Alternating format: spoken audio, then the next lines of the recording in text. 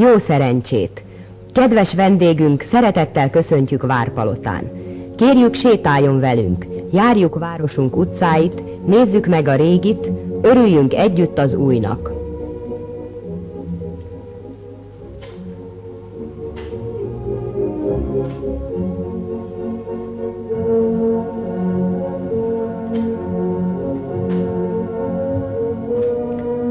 Karsztos dombok között a régi Várpalotát látjuk.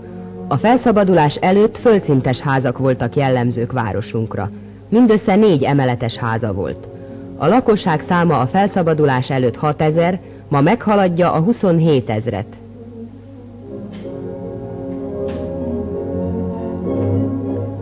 A város szélére is eljutott a villany és a folyóvíz. Itt főleg termelőszövetkezetben dolgozó parasztok laknak.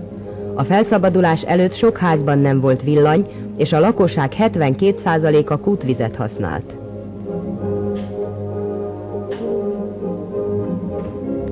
Még nádtetős házat is találunk, de már a pala és a cserép az uralkodó.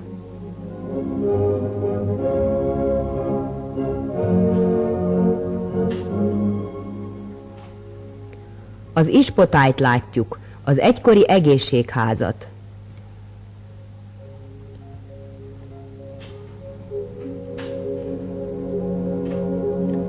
...1800 körül épült az a műemlék jellegű egyemeletes sörház, melyet átépítettek, és ezáltal megfosztottak műemlék jellegétől.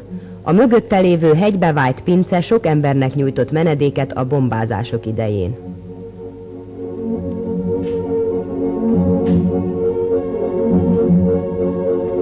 Barokk időből származó oszlopos félköríves ház udvarába is pillantsunk be.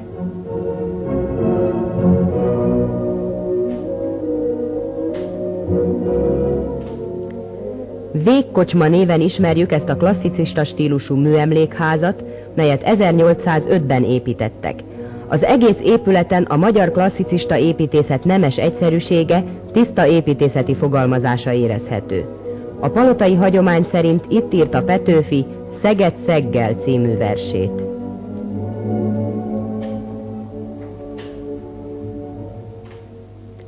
Ennek a Kossuth utcai háznak kosáríves, kőkeretes kapuja is műemlék.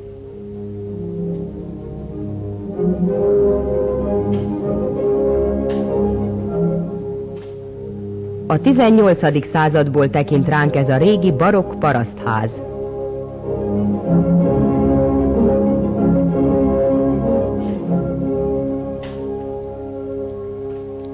A felszabadulás után ebben a házban volt a posta.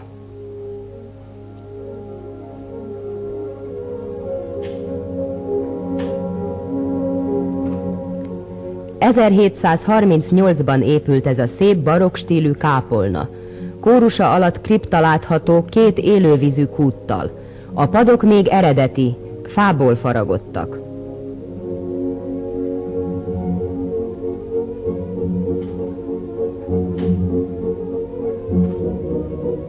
A Szélső utcában egyirányú a forgalom. A régiek nem gondolhattak arra, hogy ilyen nagy arányú lesz a közlekedés fejlődése. Apró, földszintes házaival még a múltat képviseli.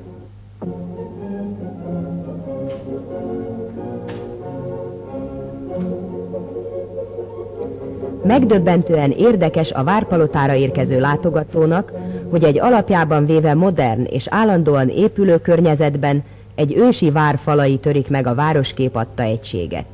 Vendégeink kedvenc fotótémája, fontos idegenforgalmi érdekességünk lesz.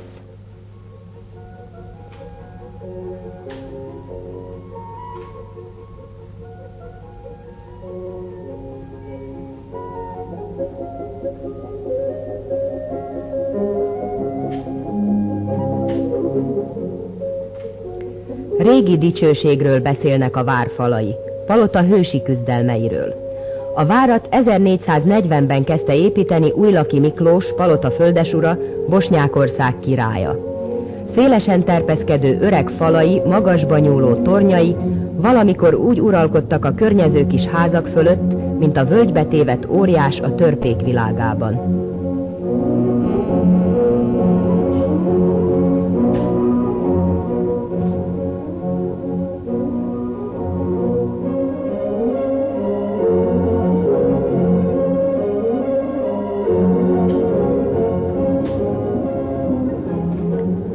A parkosítás szélén palánk vette körül a várat, mely mélyen leásott, sűrűn elhelyezett hegyes végű gerendákból állott. Ezen belül következett a vizesárok. A várba a vizesárkon átvezető hidakon keresztül lehetett bejutni.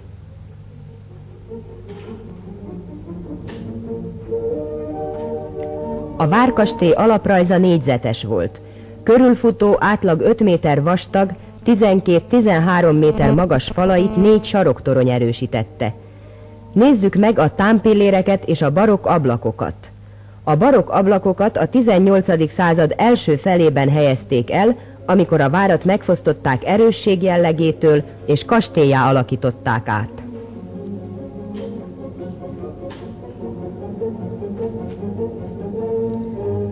Ormándi Péter kapitánysága alatt 1593-ban Szimán pasa 5000 emberrel palotát ostromolta. 4 napos erős ágyútűz alatt ledőltek az északi bástyák. Ormándi látta, hogy a vár sorsa meg van pecsételve, alkudozásba kezdett. A török szabad elvonulást ígért, de szavát ezúttal sem tartotta be. A várból kivonuló őrséget már a kapuk előtt megtámadta és felkoncolta.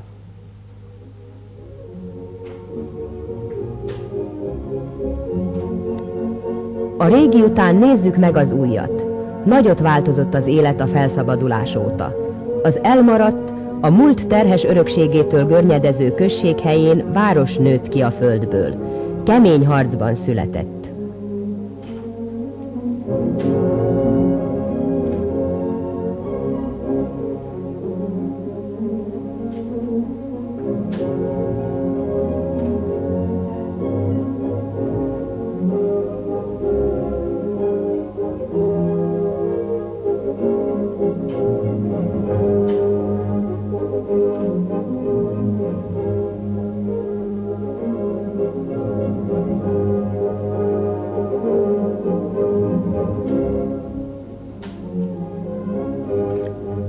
Pár év múlva modern üzletházak állnak itt.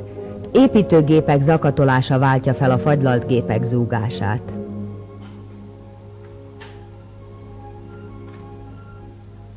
Az utca gyakori vendégei az aszfaltozók.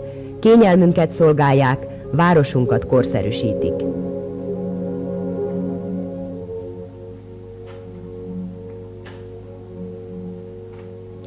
Eső után csillog az utca, már nem tapossuk a sarat.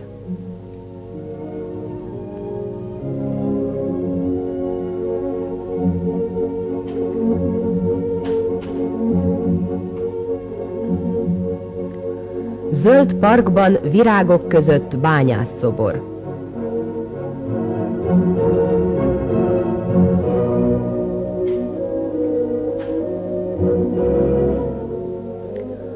A Jó Szerencsét Művelődési Ház várpalota kulturális életének központja. Károlyi Antal Ybl-díjas építész tervezte.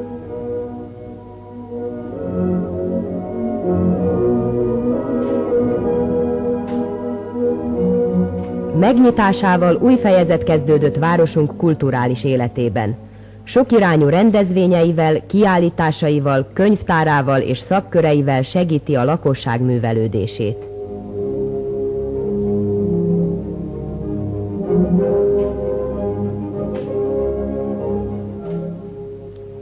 Derűs színfolt a Művelődési Ház előtt lévő Táncoló lánykák című szoboralkotás, melyet Mikus Sándor szobrászművész készített.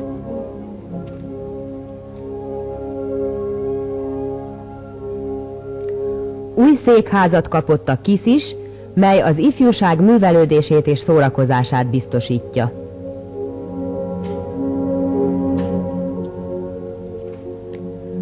Messziről feltűnik városunk első toronyháza. Öröklakásaiban kényelmes körülmények között élnek a dolgozók. A tetőn lévő OTP fényreklám takarékosságra hív. Van is eredménye, mert a lakosság jelenlegi betétállománya 49 millió forint.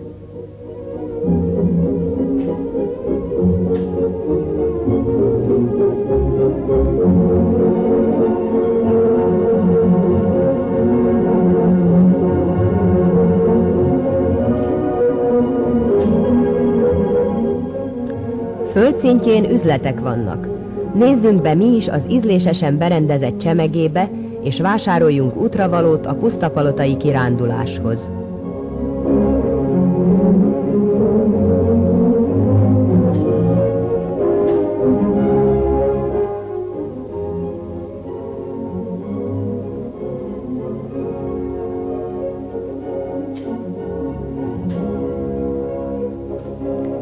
...1945-ben itt csak romok maradtak.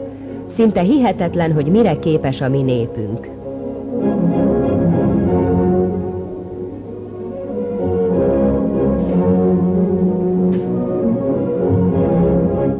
Itt is eltűnt a múlt dohos emléke.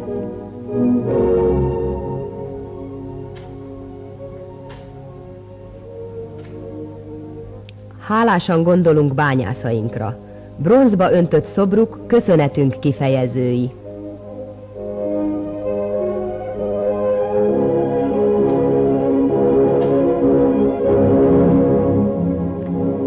Itt készítik a terveket a fekete gyémánt kibányászására.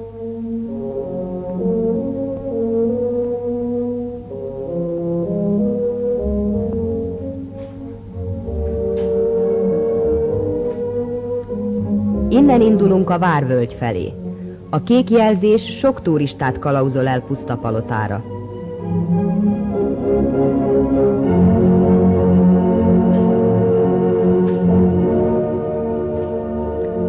Karsztos hegyoldalak tűnnek fel a hajdani ősrengetegek helyén. Kifehérlik a Dolomit, melyről az oktalan erdőirtás következtében elvitte a földet a lezúduló víz és a gyakori északnyugati szél.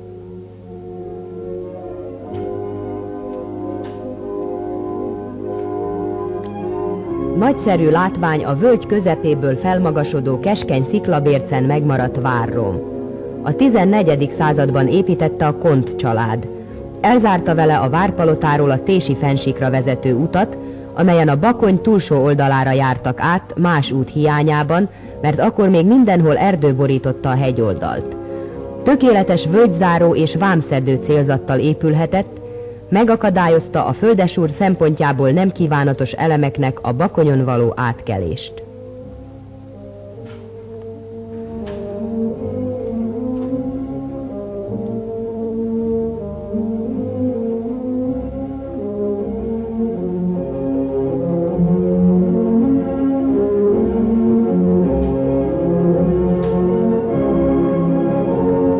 A kis fellegvár egymástól jól elkülöníthető 4 épületrészből állott. A körülbelül 15 méter magas 3 emeletes torony csak nyugatról volt megközelíthető. Az alapján 220 cm-es terméskőfalak vannak.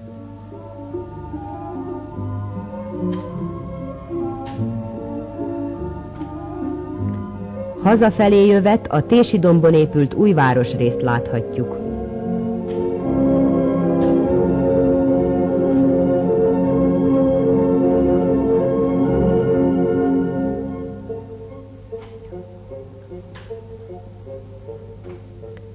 A főtér színes eseményre vár.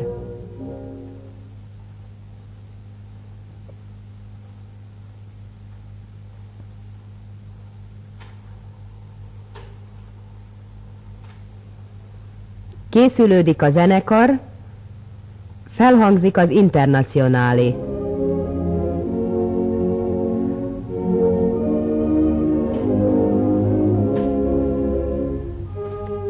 Meghajolnak a zászlók.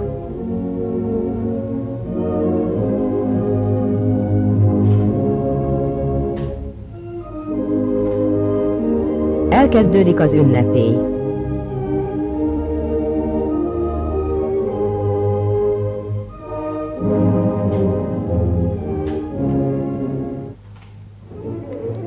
A szocialista kultúráért kitüntetést nyert bányász táncegyüttes fürgelábú táncosait látjuk.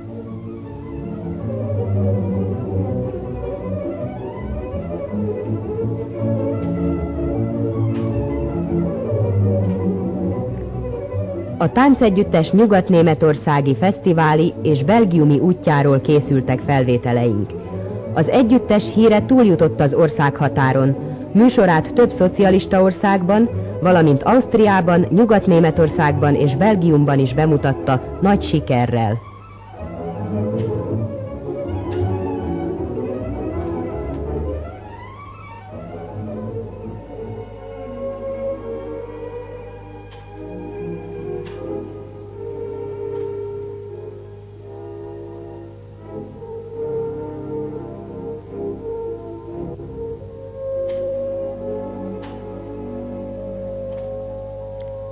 Egyre fejlődik városunk idegenforgalma. Angol táncosok városnézésre indulnak. Egy kis tánc tapasztalat cserére jöttek városunkba. Üzemeinket is gyakran felkeresik a külföldi vendégek.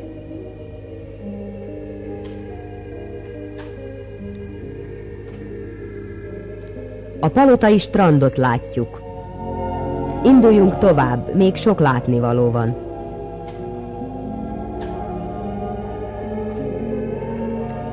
Az autópark fontos eseményt sejtett. Vajon mi váltotta ki ezt a nagy érdeklődést?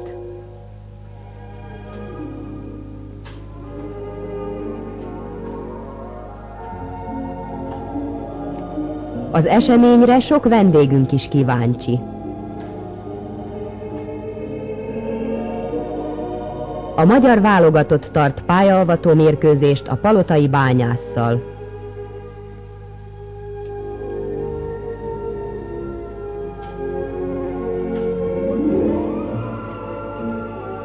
Várpalotán a bányászatot 1877-ben kezdték.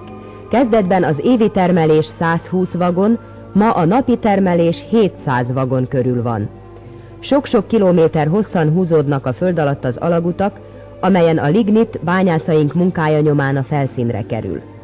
A nagy kiterjedésű lignit telep a Pannonia pontuskori uszadékfa és a helyszínen elhalt növényzet felhalmozódásából keletkezett. Várpalota ma 3-szor annyi szenet ad a népgazdaságnak, mint amennyit a háború alatt termelt.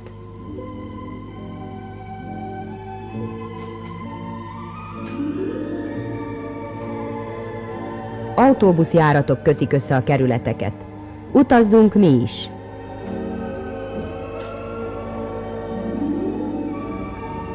Pétfürdőn nitrogén műtrágyát állítanak elő.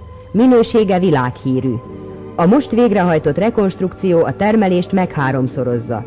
A péti kőolajipari vállalat népgazdaságunk fontos segítője.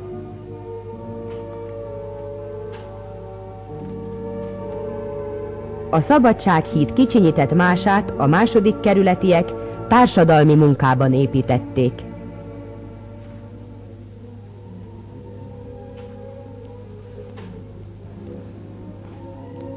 Az Országos Földtani Kutató és Fúróvállalat ásványkincseink felderítésével használ népgazdaságunknak. Szakembereik segítették az afrikai országok ásvány- és vízkincseinek feltárását.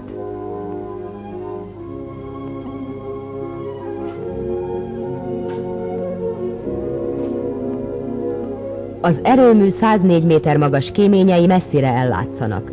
Építését 1950 tavaszán kezdték meg, és 1951 novemberében már áramot adott. Ettől kezdve felvette a November 7 erőmű nevet.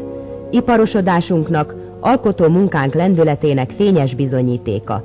Csehszlovák szakmunkások közreműködésével történt a berendezések szerelése.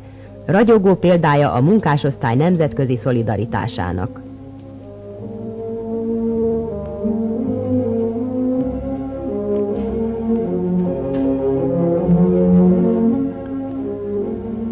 A szomszédságában lévő alumínium kohó is városunk büszkesége. Fél kilométer hosszú kohócsarnoka hazánk legnagyobb épületei közé tartozik. A kiolvasztott alumíniumot egy új berendezés segítségével évi 20 000 tonna mennyiségben durva húzallá dolgozzák fel.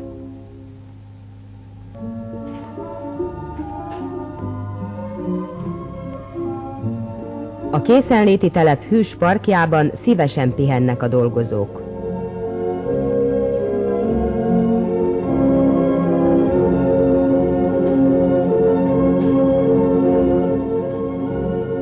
Hideg szél fúj a hidegvölgyi karstos sziklák között.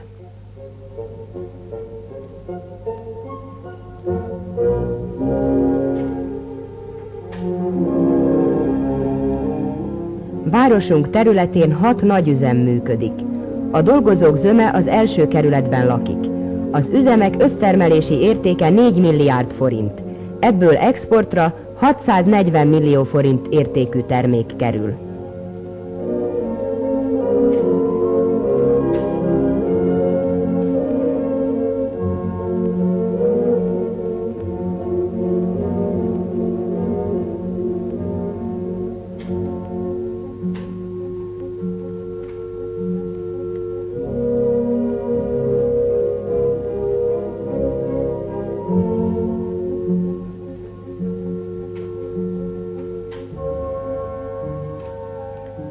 Rossz emlékű örökségként hat az új házak között a felszabadulás előtt épült úgynevezett bányászház.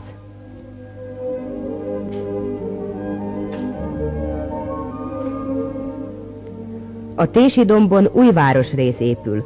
A hajdani libalegelő helyén modern, minden igényt kielégítő új házak emelkednek.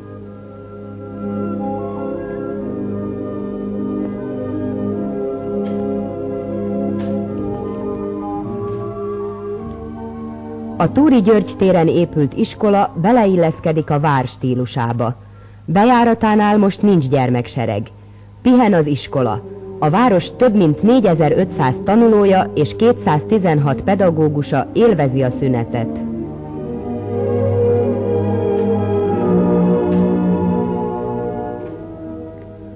Az udvaron a törökverő hős Túri György szobra áll. A hálás utókor tisztelettel adózik a végvárak messzeföldön híres kapitányának. A szultán hősnek kijáró tisztességgel temette el. A konstantinápolyi követ így jelentett Bécsnek. Túri legnagyobb diadalát holta után aratta. Híres kardját a Magyar Nemzeti Múzeumban őrzik. A vár felépülése után visszakerül Túri várába, dicsőségének színhelyére.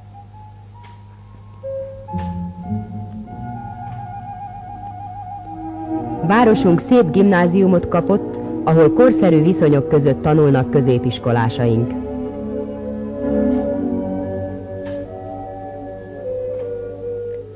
A hirdetések nívós rendezvényekre hívják fel a figyelmet.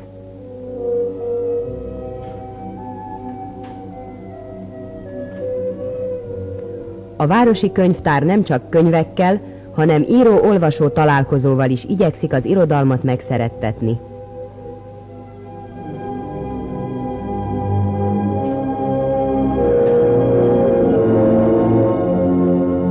Felszabadulásunk 20. évfordulóján felavatásra került Kovács Ferenc szobrászművész alkotása, a várpalotai munkások hősi harcát jelképező emlékmű.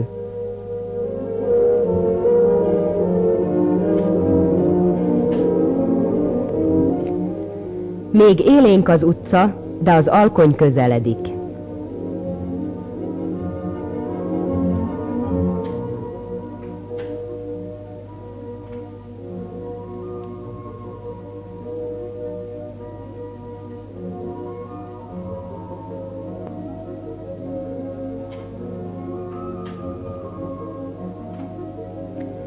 Felgyúltak a művelődési ház transzparensei. Búcsúzunk a művelődési háztól.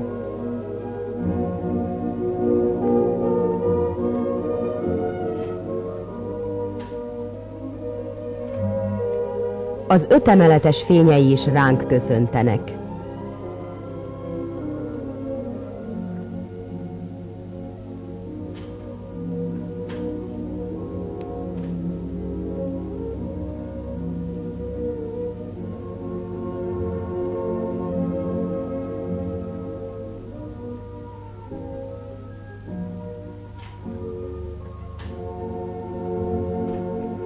Csendes a város. Péten, Inotán és a Bányában dolgozik az éjszakai műszak.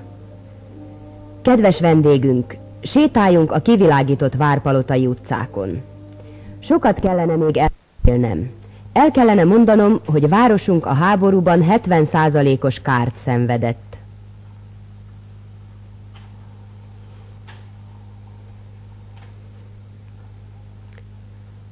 Szinte hallatszik Radnóti Miklós sóhajtása.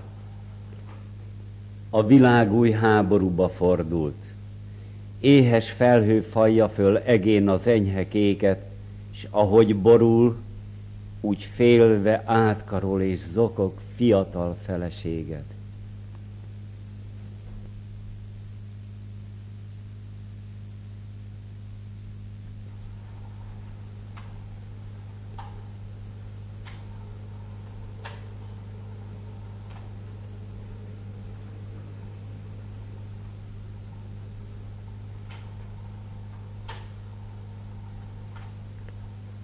Leégett lakásokat, elpusztult berendezéseket kellett pótolni.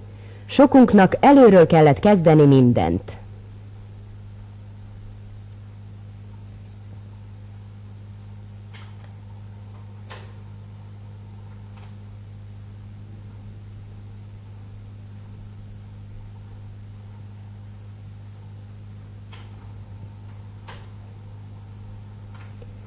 De élünk.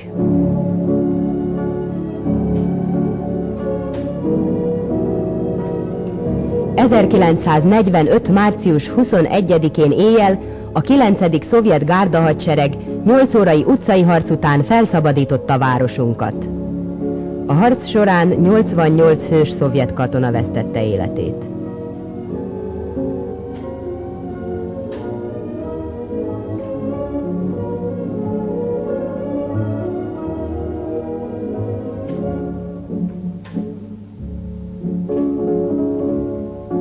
A romokon új város épült, de nem csak a város képe változott meg, hanem az emberek gondolkozása is.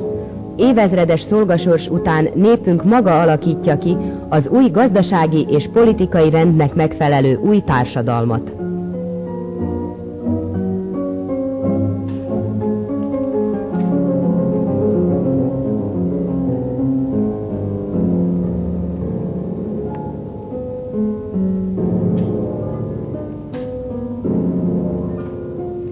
Búcsúzunk.